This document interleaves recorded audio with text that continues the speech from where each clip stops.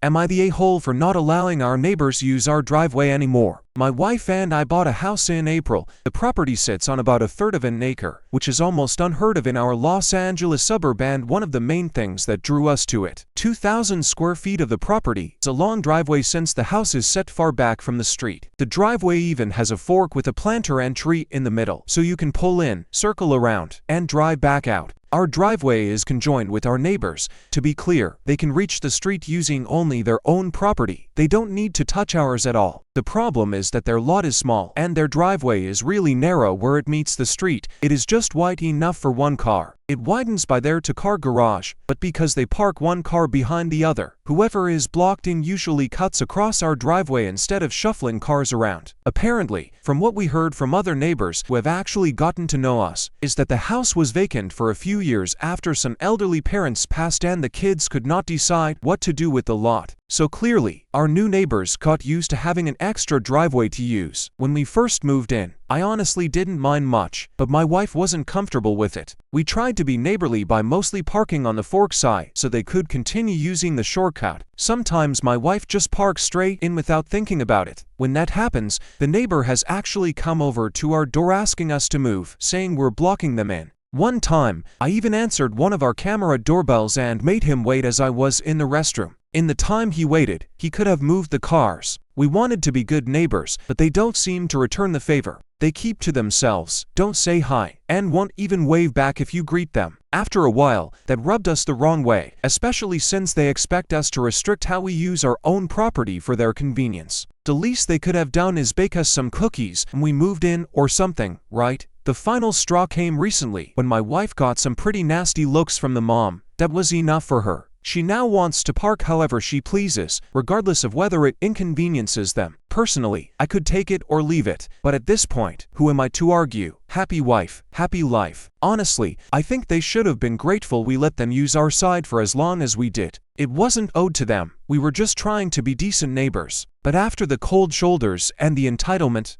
yeah, that goodwill has officially run out. Are we the a-holes for parking in our own driveway in a way that forces our neighbors to finally figure out their own parking situation after a decade of cutting through ours? Here are the top comments. Not the a-hole. Park however you please. It's your land. Just make sure are well on your own surveyed, titled lot. But if you want to ramp down the hostilities, politely just say we are aware you are struggling to fit on your own block, but I wanted you to be aware. I know it's a squeeze, but this is why we bought this land, so we could be able to use it as we pleased. Not the a-hole. The moment they rang the doorbell to get your car moved was the moment where I would have put my foot down. No more use of the driveway for this entitled people. Park your car, build a fence, or place big rock, but no more use of your driveway for them.